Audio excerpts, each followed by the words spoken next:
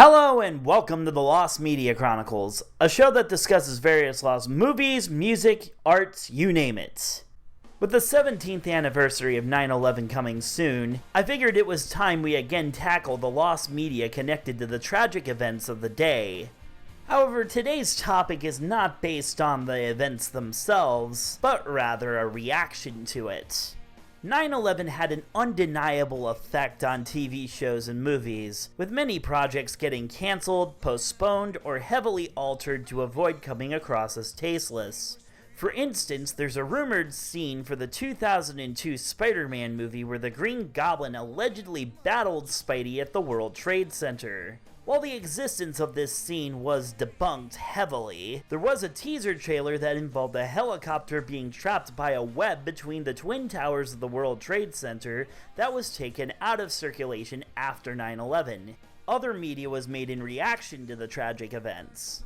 Some TV shows, such as Law & Order, had special tribute episodes. Perhaps the quickest medium to react was the internet, such as a flash game called Fly a Plane into the World Trade Center being made within minutes of the attacks. Other reactions were much more sentimental in nature, trying to make sense of the events. One show that was notable for its reaction was the Funday Pawpet Show, whose 9/11 special has been lost. For the unfamiliar, the Funday Pawpet Show is a long-running puppet internet show. It's the longest-running internet puppet show, and probably the longest-running internet show, period. Filmed in the apartment of Randy Yappy Fox in Kissimmee, Florida, it debuted in November of 1999 to a mild following. The show is commonly described as Monty Python meets the Muppets. Full of pop culture references, it also kept up with, and in some cases created, popular memes of the day. It feels like a continuing time capsule of internet culture, and I mean that in a complimentary way. The show was also known for its memorable characters and for interacting with its audience via IRC chats. It ran for a jaw-dropping 756 episodes before ending abruptly in September of 2017. The creators cited artistic burnout and difficulty licensing music for the show as reasons for its cancellation. They recently announced that the show will continue on September 9th, 2018.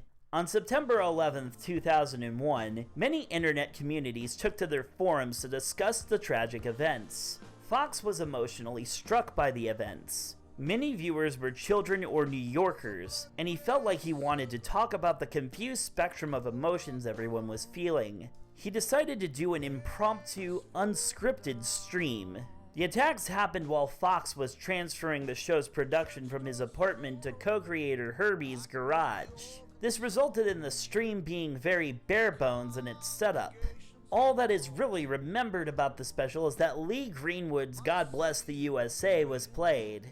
Fans recall it being very heartfelt. The episode received high praise and even got the show some of its first awards. Unfortunately, the episode has become lost. Each episode, even from the earliest days, was recorded at first on tape and later digitally and put up for download the day after broadcast. However, Fox and company, in shock of the day's events, forgot to push the record button.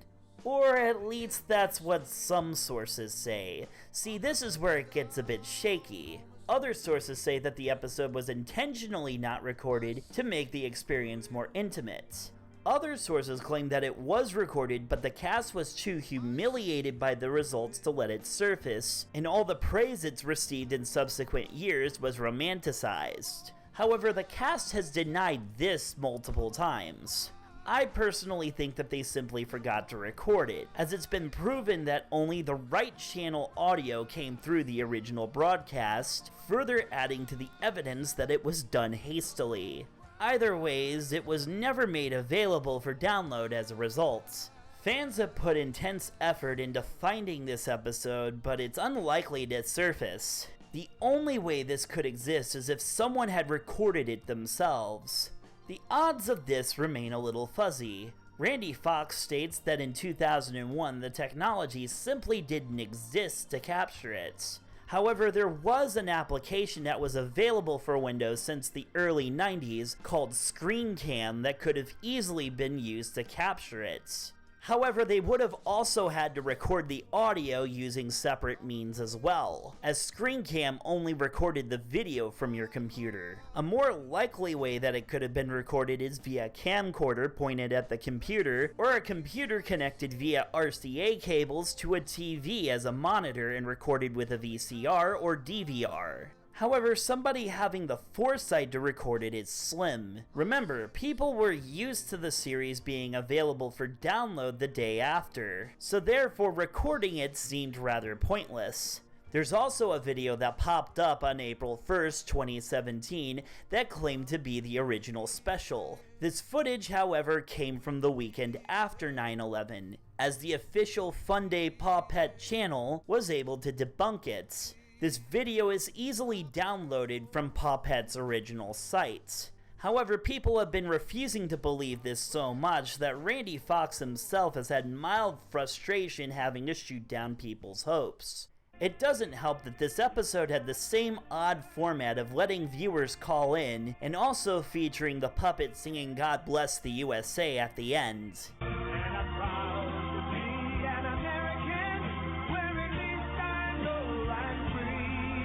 But viewers of the original recall it being a lot more sentimental than this one was, as the delivery for this video is a lot more positive and upbeat. It was likely uploaded as an April Fool's Day prank where the prankster never admitted it to being one.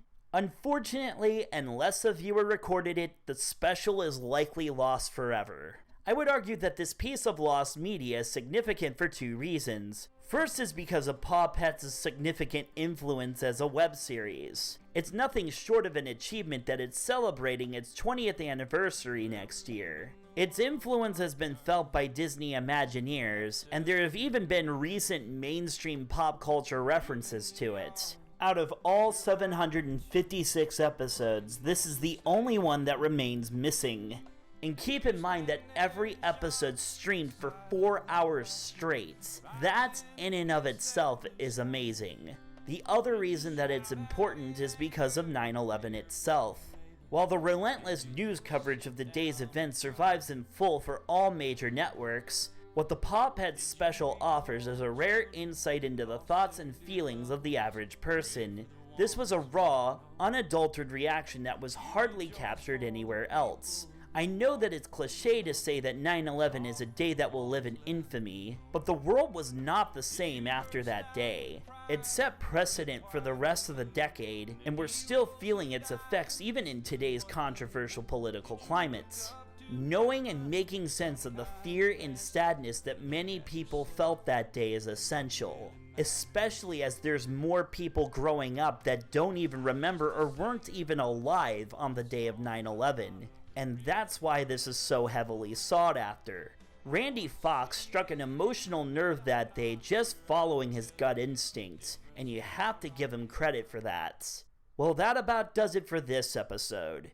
If you like what you saw here, be sure to like, subscribe, and click the little bell icon. Also, check out other episodes of the Chronicles, or if vinyl/music is more your style, check out Adventures in Vinyland.